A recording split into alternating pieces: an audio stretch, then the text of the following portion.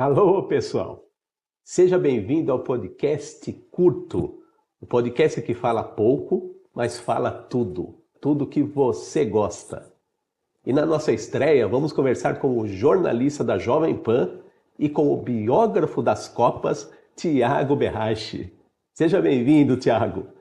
Fala, meu caro Érico San Juan, é uma honra estar aqui com você e te desejar toda a sorte nesse novo projeto. Aliás, você não para, né? Tá sempre descobrindo novos formatos, sempre tendo ideias, e isso mostra todo o seu brilhantismo. E já que o podcast é curto, vamos aproveitar aqui e fazer a nossa primeira pergunta. Das Copas do Mundo, esse assunto que você domina como poucos e já escreveu vários livros a respeito, do que você mais gosta nas Copas do Mundo? Olha, você me pergunta do que eu mais gosto em relação às Copas do Mundo, né? É importante dizer o seguinte, eu não sou um jornalista esportivo na essência da palavra, porque eu nunca trabalhei diretamente com esporte, mesmo na Rádio Eldorado e hoje na Jovem Pan, aliás, na Jovem Pan há 20 anos. Há um pouquinho mais de 20 anos e meio. E eu falo em 99% do meu tempo sobre política e economia, mas essa história do futebol, especificamente das Copas do Mundo, isso começou bem antes de eu ser jornalista, começou em 1990, quando eu tinha 13 para 14 anos, foi o ano da Copa de 90, o ano em que o Pelé completou 50 anos, então eu comecei a colecionar material sobre futebol, principalmente em relação às Copas do Mundo. E respondendo agora, mais objetivamente, o que eu mais gosto. Eu sou um fã inveterado da seleção de 1970. Eu não era nascido, eu nasci 6 anos depois, em 76, aliás, somos do mesmo ano, né? E eu comecei a ler muito, estudar muito e buscando rever os jogos, né? Era uma época que não tinha YouTube, não tinha internet, não tinha nada. E aí não era tão fácil como hoje que você abre lá o FIFA TV e assiste a todos os jogos, né? E para você ver o grau de loucura da pessoa, em 2011 eu consegui reunir os 32 jogos daquela Copa do Mundo, né? Eram apenas 16 seleções, bem mais reduzido o número do que essa Copa que nós teremos agora em 2026, com 48 seleções.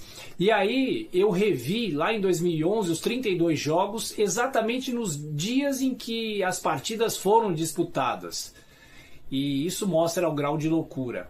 E o grau de loucura acabou redundando nesse livro aqui, ó, 1970, O Brasil é Tri, que foi o primeiro dos 5, né? Eu escrevi um livro sobre cada conquista da seleção brasileira, e esse aqui quebrou a linha do tempo cronológica, né? E esse aqui foi o primeiro. A minha ideia era só escrever um livro sobre a Copa de 70, mas depois vieram os outros, 58, 62, 94 e 2002. Então, de tudo que eu estudo, de tudo que eu coleciono, a Copa de 70 ainda está lá em primeiro lugar. Eu continuo buscando as narrações da época, de rádio, de televisão.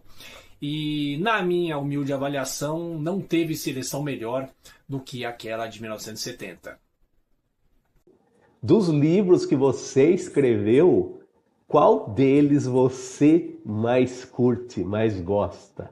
Ô Érico, dizem que livro é igual filho, né? Você não tem um que você mais goste. Apesar da ciência, recentemente aí, eu ando lendo umas reportagens de jornal dizendo que os pais têm um preferido, né? Mas, de qualquer forma, é muito difícil, porque foram 6 livros até hoje, o 6º ainda vai sair nesse semestre, que é o 2002, O Brasil é Penta, e cada livro tem uma história, não só, efetivamente, a história contada, né, de cada uma dessas seleções, mas cada livro provoca uma reação na gente, em relação à pesquisa, em relação à forma como a gente pesquisa aquele tema, e nós temos uma relação com esse tema.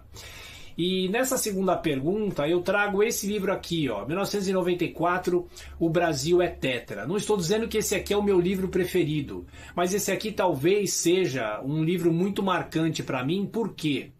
Porque como eu nasci em 76, né, como eu já te falei, o Brasil já estava naquela fila, o Brasil ficou 5 Copas sem ganhar até finalmente voltar a ganhar em 1994. Então, não só eu, mas 70 milhões de brasileiros, nós nunca tínhamos visto o Brasil ser campeão do mundo, assim como você. A primeira Copa que eu me lembro muito bem já é 86, né? Mas só em 94 que eu vi o Brasil ser campeão pela primeira vez. Então, esse livro para mim é muito importante porque é uma emoção, né? Eu tinha 17 para 18 anos, aliás, eu fiz 18 anos 2 dias antes da final. Eu faço aniversário em 15 de julho e a final foi no dia 17 de julho, a final contra a Itália, no Rose Bowl em Pasadena, na Califórnia, quando o Baggio mandou aquela bola às alturas. Então, para mim, essa é uma Copa muito marcante e também é um livro marcante porque eu consegui falar com 15 dos 22 jogadores. Depoimentos marcantes do Tafarel, do Jorginho, de muitos jogadores que fizeram história naquela conquista do tetracampeonato mundial de futebol. Então, não diria que é o meu livro preferido, mas talvez seja o meu livro mais marcante, porque pessoalmente aquela conquista me marcou muito, porque foi a primeira vez em que eu vi a seleção brasileira ser campeã do mundo. E a gente já aproveita para agradecer a sua presença, a sua presença aqui no podcast curto engrandeceu, né? É assim que fala, né? Engrandeceu muito a nossa estreia e volte sempre. Érico, um grande abraço para você, muito sucesso, um excelente ano de 2026 e estamos sempre juntos. Um abraço. É isso aí, pessoal. Eu sou o Érico San Juan e esteja convidado para a semana que vem para o segundo episódio do nosso podcast curto. O podcast que fala pouco, mas fala tudo que você gosta.